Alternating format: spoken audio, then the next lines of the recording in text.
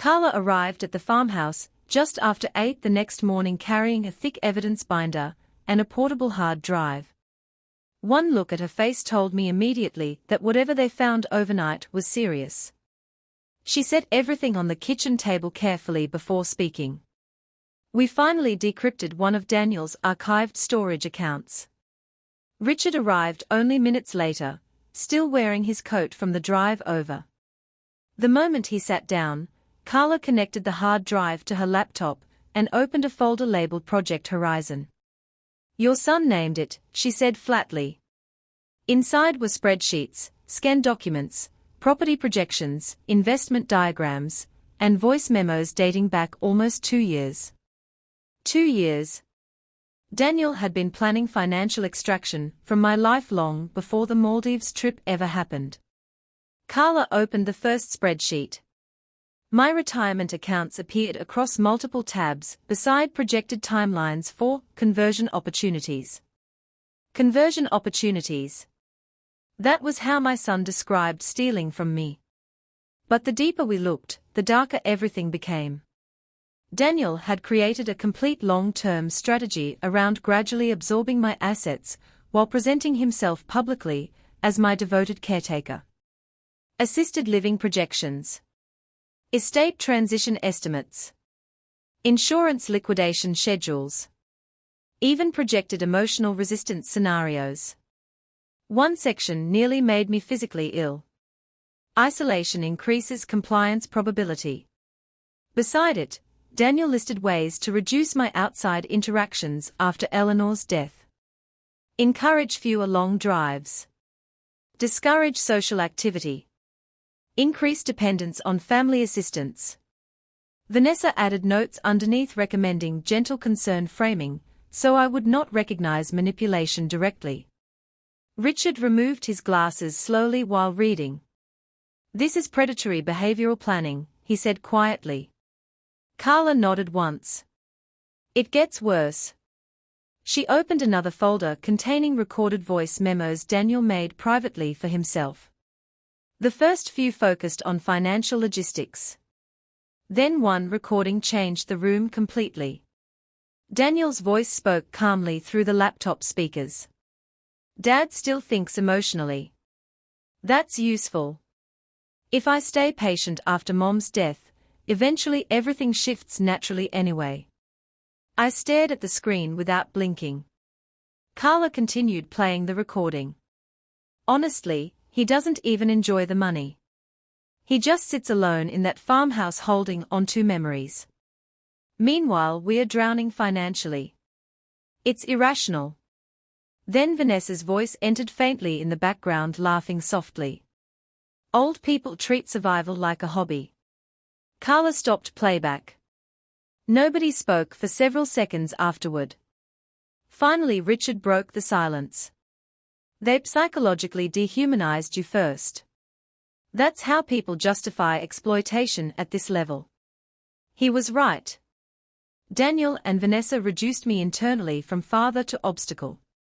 Once someone becomes an obstacle instead of a person, cruelty becomes easier mathematically. Carla then opened the file that explained where the money was supposed to go next.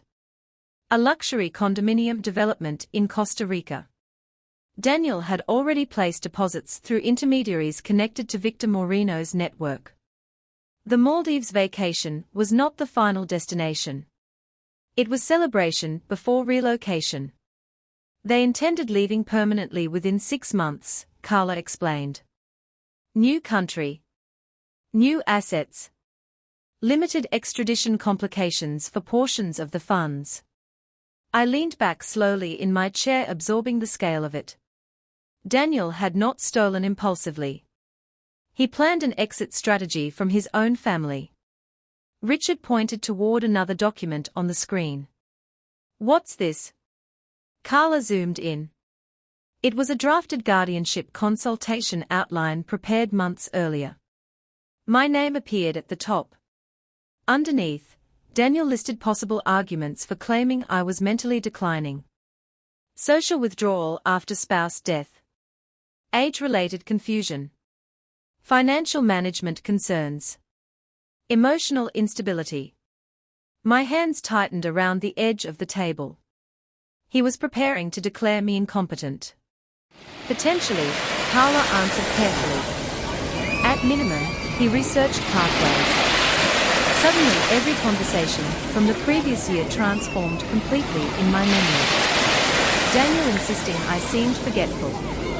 Daniel recommending medical evaluations. Daniel repeatedly mentioning how difficult independent living becomes at your age. He had been constructing a narrative around me gradually, preparing legal and social groundwork for control. Richard looked genuinely furious now. This would have become catastrophic if left unchecked another year. Around noon Melissa Grant joined us again, through video conference. Carla transferred copies of the recovered files directly to prosecutors and federal investigators, while Melissa reviewed key materials live. By the time she finished examining the guardianship outline, her tone changed noticeably. This case now demonstrates organized exploitation planning over extended duration, she said. That substantially increases prosecutorial interest. Then she added something unexpected. We are preparing search warrants for additional digital devices and financial locations connected to both Daniel and Vanessa. Vanessa. The moment Melissa mentioned her name, Carla exchanged a look with Richard. There's more, Carla said quietly after the call ended. She opened a final folder containing message exchanges between Vanessa and her sister. In the messages, Vanessa repeatedly discussed Daniel like a weak investment she needed to manage carefully. He panics too much, one message read. I keep telling him emotional people lose money. Another message made my stomach turn completely. Once his dad's assets fully transfer, we can decide if Daniel's still useful long term. I read the sentence twice.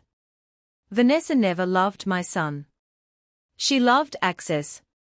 Daniel betrayed his entire family for a woman already planning her eventual exit strategy once the money stabilized. Richard muttered quietly under his breath, God help that idiot. But I no longer felt pity. Only exhaustion. Years of manipulation surrounded by fake concern had drained something fundamental from me. Around 3 in the afternoon, another unexpected development arrived. Federal agents executed a search warrant at Victor Moreno's nightclub offices earlier that day.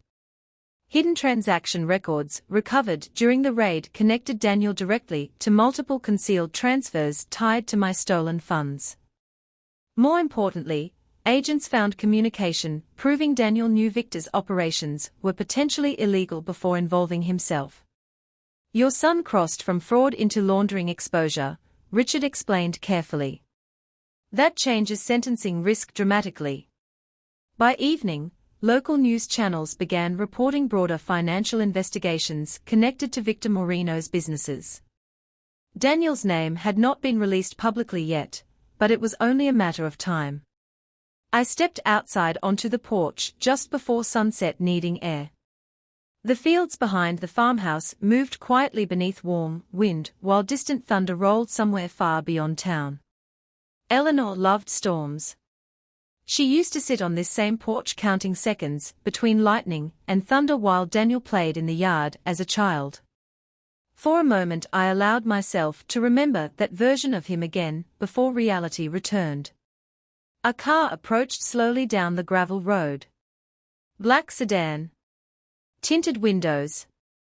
Not Richard. Not investigators. The vehicle stopped near the gate without entering fully. After several seconds, Vanessa stepped out alone. She looked completely different now. No luxury clothes.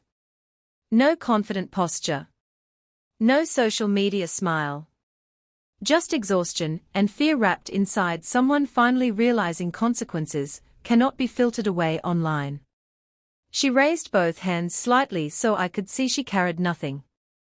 I need to talk to you, she called from the gate. I remained standing on the porch silently.